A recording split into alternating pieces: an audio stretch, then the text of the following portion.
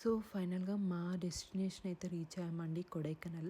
So, కొడైకెనాల్‌లో మేము stay అయిందొచ్చి poppy stay.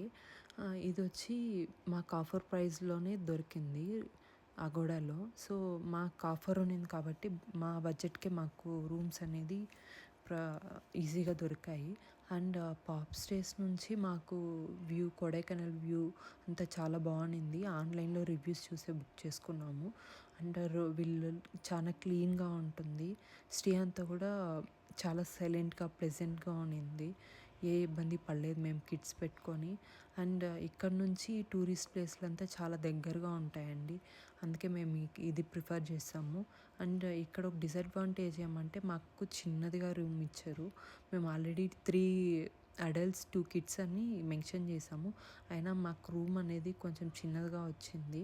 So, and heater కానీ లేదు. హీటర్‌కి పర్ డేకి 500 పే చేయాలి అన్నారు. అండ్ నెక్స్ట్ డే టూరిస్ట్ ప్లేసులకెళ్ళడానికి మేము క్యాబ్ బుక్ చేసుకున్నామండి. వాళ్ళే ప్రొవైడ్ చేస్తున్నారు. అండ్ 3000 మెన్షన్ చేశారు.